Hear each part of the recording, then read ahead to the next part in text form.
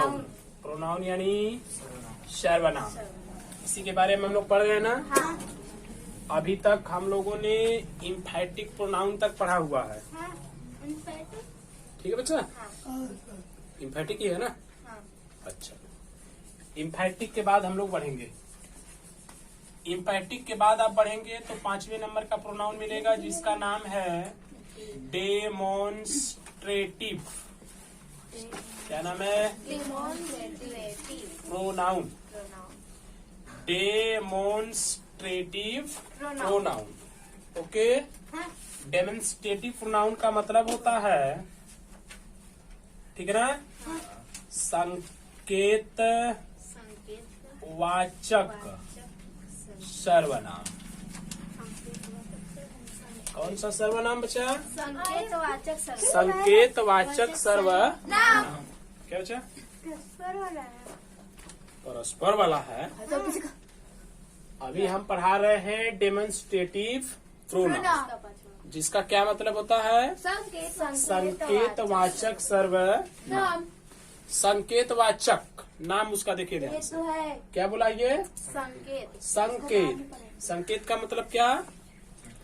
इशारा करना। संकेत का मतलब क्या होता है? इशारा करना। जैसे किसी की तरफ आप संकेत करते हो, का मतलब आप क्या करते हो? उसकी तरफ इशारा करते हो, मतलब उसको इंगित करते हो। करेक्ट है ना। तो चूंकि सर्वनाम को इशारा कराना है, किसे? तो कहने का तात्पर्य यह है कि जब कभी भी हम किसी व्यक्ति या वस्तु की तरफ इशारा करते हैं, किधर? हाँ, कहने का तात्पर्य हो गया कि जब कभी भी हम किसी व्यक्ति या वस्तु की तरफ इशारा करेंगे, ठीक ना। व्यक्ति में जैसे हम लोग हो जाएंगे, आदमी हो गया, औरत हो गया, बाल बच्चे हो गए, बुढ़ी बुढ़ा हो गए, नन्ही नन्ना हो गए। हम सब लोग तो व्यक्ति ही है ना। उसके बाद बात करेंगे वस्तु का, तो वस्तु में तो सब आ जाएंगे। साइंस कहता है कि सृष्टि की सारी चीजें वस्तु ही हैं, तो वस्तु में तो हम लोग घुस गए, जानवर घुस गए, पेड़ पौधे घुस गए, तो हम लोग वही में घुस गए लोगों। और तू लोग तो भैया बड़ा बम्पर सिस्टम में, राइट। मतलब दुनिया भर का जितना सामान है, सबका सब क्या है? हम किसी के भी तरफ इशारा करेंगे तो वहां पर तुरंत बन जाएगा वो डेमोन्स्ट्रेटिव प्रोनाउन। ओके हो गया इतनी बात? बोलो बालक, सही है। जैसे बम्पर सिस्टम होता है ना, बफे वाला, हम लोग खाने जाओ हो तो संगे का 2-4 चिल्ला रहो तो क्या कहो हो? तुम चाट खा रहो तो इशारा कर रहो हो, हाउ फलनवा चीज अभी उधर बचे रहो, खाने चलो हो। करते हैं तो ऐसा ही इसमें भी इशारा करेंगे हम लोग, करेक्ट। और जब इशारा करेंगे तो क्या बनेगा? Demonstrative pronoun. ओके। इशारा देखिए कैसे करते हैं। इशारा करते हैं जैसे यह, क्या कहते हैं? यह बोले तो दिस, वह दैट, दीज ए बहुत सा जो होता है, दोज वे बहुत से। तो ये लोग क्या करते हैं?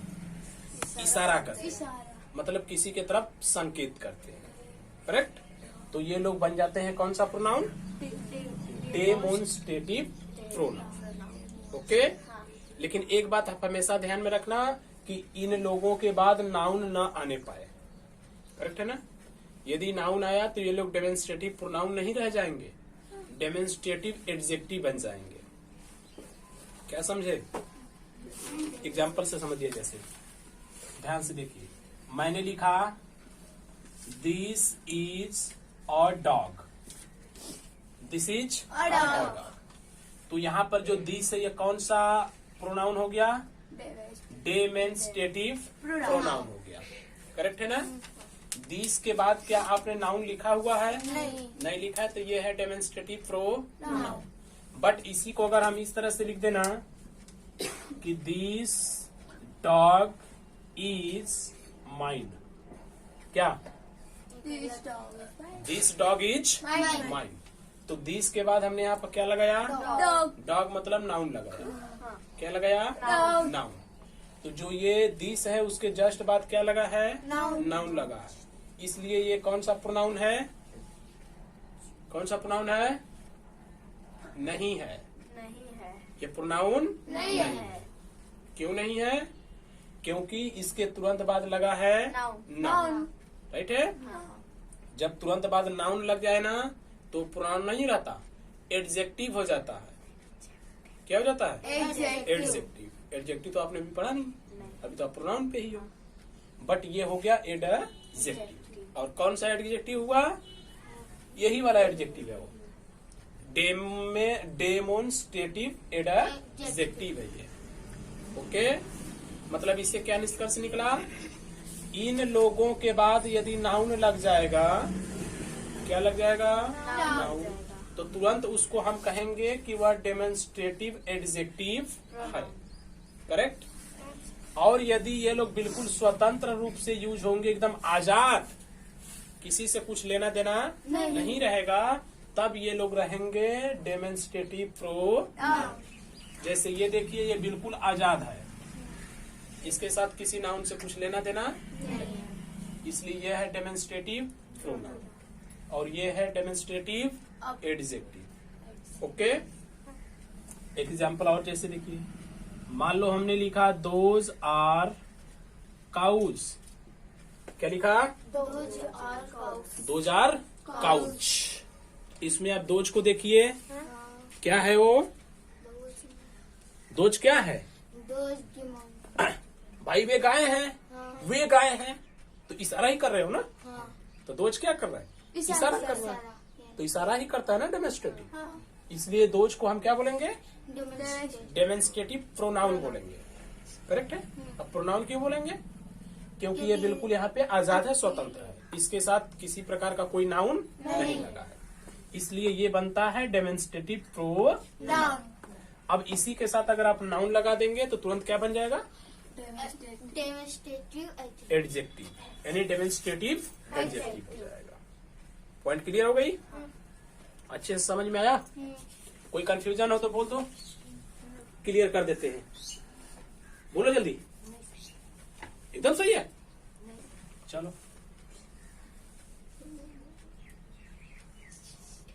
ये हो गया 6 नंबर। ओके, इसमें हम लोग सीख लेंगे इनडिफिनिट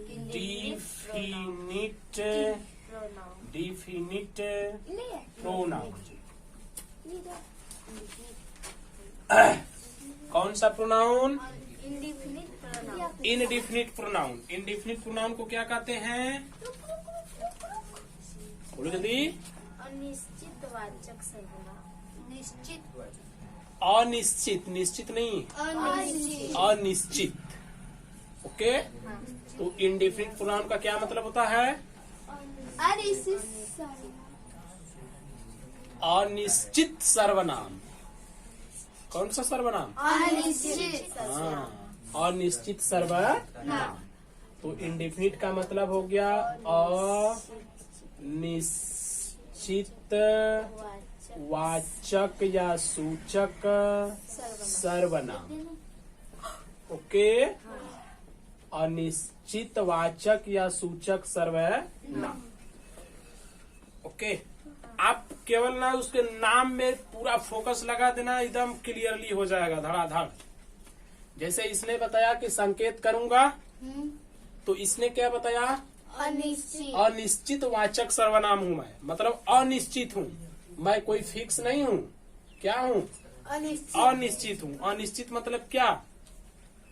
अगर अनिश्चित कोई भी बात कही जाती है, अनिश्चित जगह पे भेजा जाता है, अनिश्चित समय को बताया जाता है, अनिश्चित व्यक्ति से मिलने को कहा जाता है, तो क्या आप उसके बारे में पहले से जानते रहते हैं? नहीं जानते रहते। तो अनिश्चित का तात्पर्य ही हो जाता है कि उसके बारे में हमें जानकारी नहीं है। ठीक है? जैसे आपसे बोला कि भैया आप जो है कि एक दिन आ जाना हमारे घर है, कोई दिन, एक दिन। जानते हो? नहीं। तो ये निश्चित दिन है क्या अनिश्चित दिन है? अनिश्चित दिन है। करेक्ट? अब वो ये आया, बोला भैया हम एक आदमी से मिले हैं, किछ मिले हैं, एक आदमी से। पता है कौन आदमी? तो क्या हो गया ये? अनिश्चित। अनिश्चित हो गया। राइट। आप बोला कि भैया आ जाए कितना बजे हमारे घर आ जाए 4 बजे पीएलजी बैठ के, समय बताया ठीक से? नहीं। कोई निश्चित समय बताया? नहीं। तो क्या बताया उसने? अनिश्चित। अनिश्चित। तो ऐसा ही लोग होते हैं और निश्चित। ठीक है। अब जैसे बोला अरे कोई आदमी सड़क पर गिर गया, क्या? कोई आदमी सड़क पर गिर गया। कौन आदमी गिर गया? नहीं पता। पता ही नहीं कौन आदमी है, तो अनिश्चित हो गया। अनिश्चित। तो सीधा सा तात्पर्य हो गया कि अनिश्चित हम लोग किसको बोल रहे हैं? जिसको हम जान ही नहीं रहे हैं। ओके। या जान भी रहे हैं तो एक तरीके से हम ये कह लेना कि वह वहां पे फिक्स नहीं है। क्या नहीं है? फिक्स नहीं है। फिक्स नहीं है। ओके। जब वो फिक्स नहीं है तो वो बन जाता है अनिश्चित। क्या बनता है बच्चा? अनिश्चित। अनिश्चित देखिए जैसे कौन कौन होते हैं। जैसे मान लीजिए आपको हमने बोला समबॉडी। क्या बोला? समबॉडी का मतलब क्या हो गया? कुछ कोई आदमी, कोई व्यक्ति। कौन है? समबॉडी मतलब कोई आदमी है, कोई व्यक्ति है, कोई औरत, जो भी हो वो तो समबॉडी है। तो क्या आप उसको जान रहे हो? कोई होगा? बोला समबॉडी इज गोइंग, कोई जा रहा है, तो क्या जा रहा है पता है आपको? नहीं। अनिश्चित है ना। हाँ। तो कौन सा प्रोनाउन बन गया? इंडेफिनिट प्रोनाउन बन गया। ठीक है। आप जैसे देखिए, जैसे आपको बोला एनीवन। कौन वन? एनीवन। मतलब कोई व्यक्ति है, कोई है, पता है कौन? नहीं पता है। समबॉडी लिखा है यहाँ पे, एनीवन लिखा है, सिंगल कर सकता है इसको। जैसे केवल सम बोल देगा, हो गया। देखिए ध्यान से देखना, ये जो है ना एडजेक्टिव में भी चला जाएगा। इसमें एडजेक्टिव में। अब एडजेक्टिव में क्यों जाएगा वो? क्योंकि उसके अलग तरीके हैं। मैं समझा दे रहा हूँ कैसे जाते हैं अलग से। ठीक है। इसके अलावा जैसे उसको अलग कर दो, एनी को अलग कर दो, आल ले लो। ओके। आप वन ले सकते हो, कोई व्यक्ति हो जाएगा। ठीक है ना। मतलब इसी तरीके से जितने भी आएंगे वे लोग क्या करेंगे? अनिश्चितता को बताएंगे। कहने का मतलब ये है ना कि जब आप उस वर्ड को पढ़ेंगे, उस वर्ड का मीन्स देखेंगे, करेक्ट है, तो वह किसको बता रहा है ऐसा कुछ पता नहीं चलेगा। बस ये समझिए, वह किसको बता रहा है ऐसा कुछ पता नहीं चलेगा। जैसे आपसे इसको हम फुल सेंटेंस में लिखते हैं तो क्लियर हो जाएगा। देखिए जैसे इसको लिखा, somebody is weeping। क्या बोला? somebody is weeping मतलब कोई रो रहा है। क्या बोला? कौन रो रहा है? पता है क्या? नहीं। तो ये क्या हो गया? इंडेफिनिट प्रोनाउन हो गया, अनिश्चित हो गया, नहीं पता है हमें। ठीक है। जैसे एनीवन है ना यहाँ पे, तो हमने लिखा anyone was wrong. Anyone was wrong, कोई गलत था। क्या था? कौन था? नहीं पता, इनडिफिनिट हो गया। आपसे सम जैसे हमने लिखा है, सम को मैंने बोला कि ये एडजेक्टिव भी होता है, बट अलग तरीके में आएगा तब एडजेक्टिव सीखेंगे, तब अभी देखते हैं। जैसे हमने लिखा सम आर हैप्पी। क्या बोला? मतलब कोई खुश है, कुछ लोग खुश हैं। देखिए उसमें लोग नहीं लिखा है मैंने, और बट उधर जो हैप्पी है ना, वो हैप्पी जरूर बताएगा कि इंसान की ही बात कर रहा होगा या किसी जानवर की बात कर रहा होगा। तो सम आर हैप्पी यानी कि कुछ लोग खुश है। तो कौन लोग खुश हैं? पता ही नहीं है। तो क्या बन गया ये? Indefinite pronoun.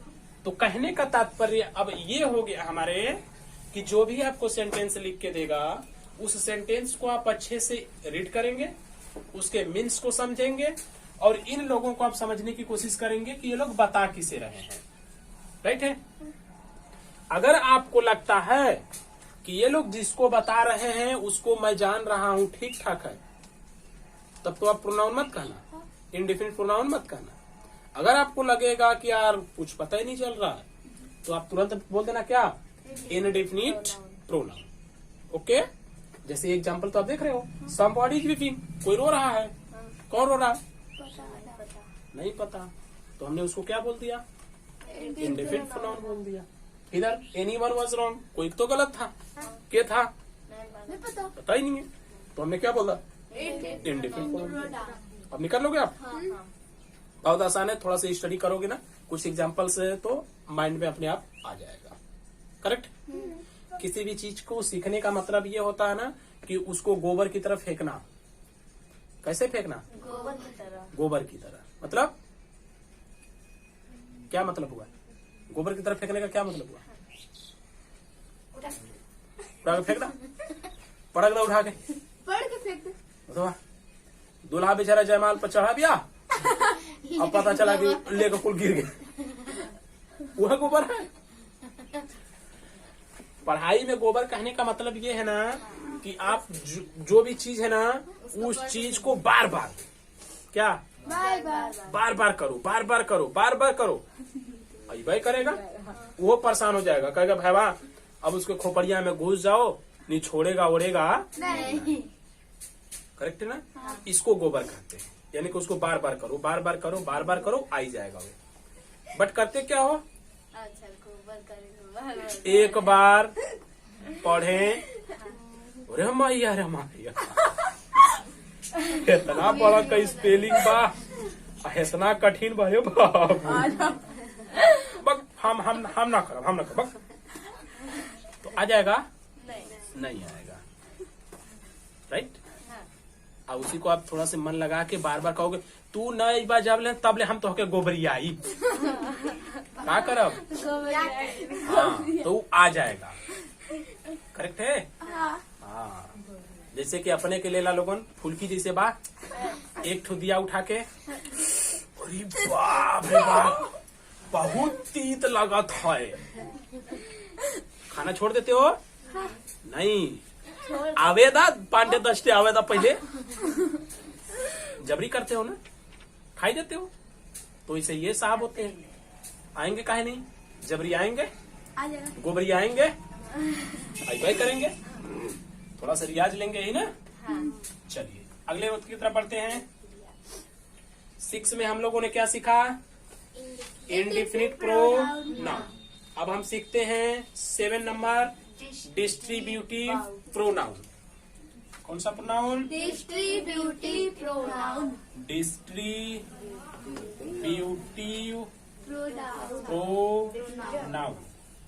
ओके, डिस्ट्रीब्यूटिव मतलब, डिस्ट्रीब्यूटिव का मतलब क्या होता है, विभाग सूचक। हाँ, कौन सा सूचक, विभाग विभाग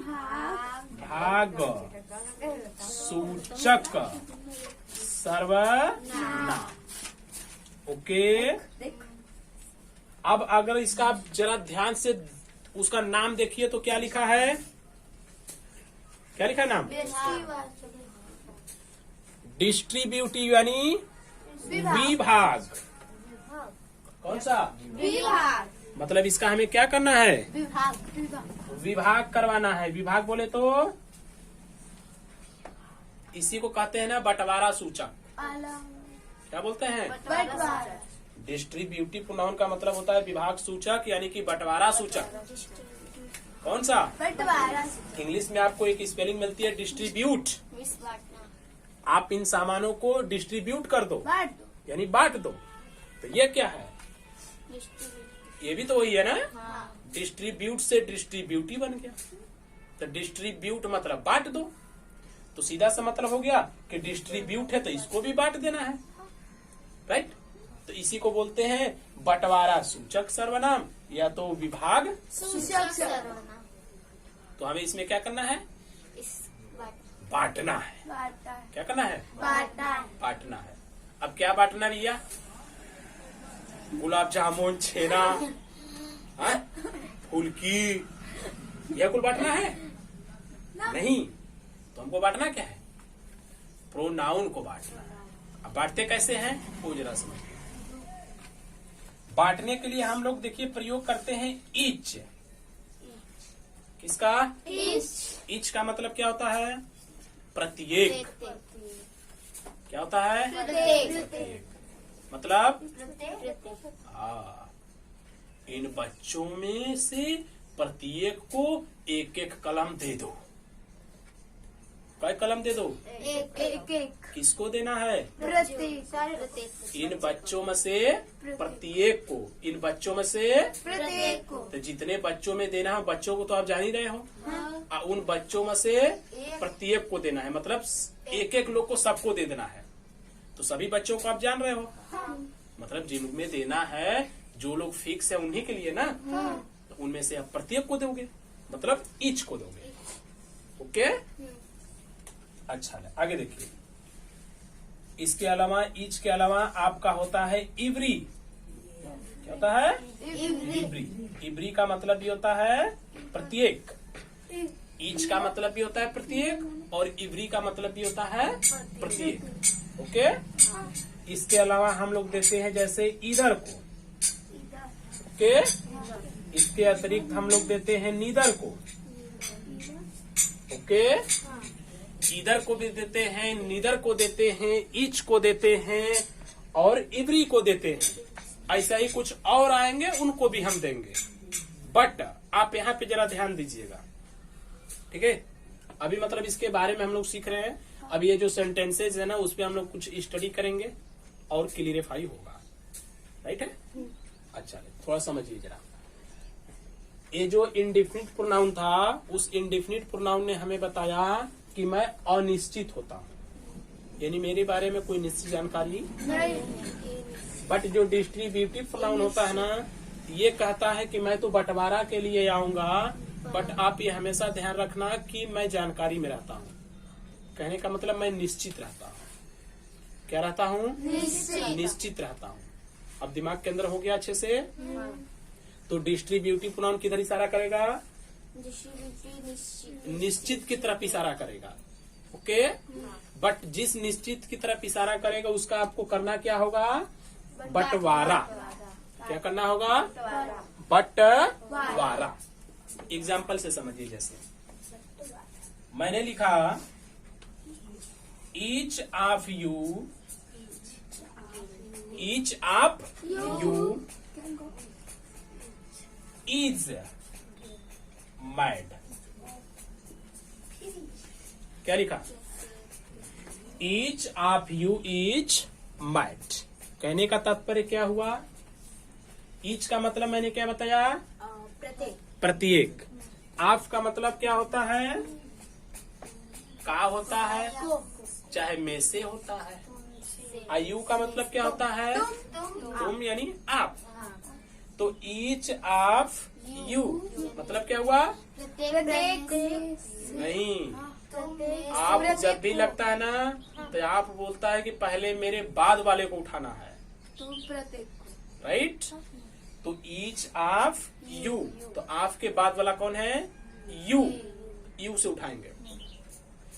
आप लोगों में से प्रत्येक, आप लोगों में से प्रत्येक क्या है? पागल। तू जितना लोगों ने हुआ ना, तो कुल लोगों में से ना प्रत्येक लोग पगला बने। ओके, अच्छा। सेंटेंस हमारा क्या? Each of you is mad. आप में से प्रत्येक पागल। आप सुनिए जरा, ये जो प्रत्येक है ईच, प्रत्येक को आप जानते हो? नहीं जानते हो। राइट है ना? बट ये साहब कह रहे हैं ना कि आप लोगों में से। किन लोगों में से? आप लोगों में से। तो आप लोग कितना लोग वहाँ पे है वो ये तो पता होगा ना। तो निश्चित हो गया। क्या हो गया? और मैं पहले ही बोला कि ये किस तरफ इशारा करेगा? निश्चित की तरफ इशारा करेगा। तो आप जितने लोग हो, आप सारे लोग निश्चित हो गए। आप सभी लोगों में से किसकी बात किया है? प्रत्येक की बात किया है। राइट? तो ये बट गए ना, बंटवारा हो गया ना। आप लोगों में से प्रत्येक। तो बंटवारा हुआ कि नहीं हुआ? आप लोगों में से सबकी बात एक एक अलग अलग होने लगी, तो ये बंटवारा हो गया। जब बंटवारा होता है तभी तो डिस्ट्रीब्यूटिव होता है, राइट। इसलिए ईच हमारा क्या है यहाँ पे? डिस्ट्रीब्यूटिव प्रोनाउन है। ओके, क्या ये जो ईच लिखा है, जो उस ईच के बाद नाउन लिखा है? नहीं। क्या लिखा है? हाँ? Of you. ऑफ यू लिखा है, नाउन तो नहीं लिखा ना। नहीं। अगर नाउन लिखा होता तो क्या हो जाता? एडजेक्टिव। क्या हो जाता? हाँ, एकदम एडजेक्टिव। जैसा ही नाउन लगेगा, क्या लगेगा? तुरंत तुम प्रोनाउन को हटाना, एडजेक्टिव घुसा देना वहाँ, आंखें बंद करके एकदम, कोई गलती नहीं है। ओके, जैसे यहाँ पे मैंने समझाया ना कि अगर नाउन लगेगा तो तुरंत क्या लगा लेना? एडजेक्टिव लगा लेना। ठीक वैसे ही ये भी चलेगा साहब। अगर इसके बाद नाउन लगाया तो तुरंत क्या लग जाएगा? एडजेक्टिव लग जाएगा। बात समझ में आ गई अच्छे से? सही है। चलो आगे बढ़ो। अन्य एग्जाम्पल जैसे देखते हैं, इस पे देखते हैं। लिखा either of the girls, either of the girls can play in the field.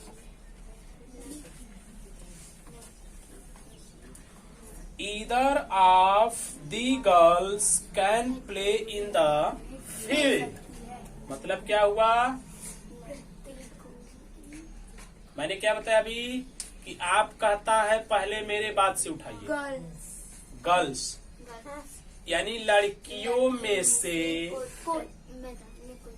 इधर का मतलब होता है कोई भी। लड़कियों में से कोई भी मैदान में खेल सकती है। लड़कियों में से कोई भी मैदान में खेल सकती है। तो भाई जो लड़कियां होंगी वो क्या होंगी?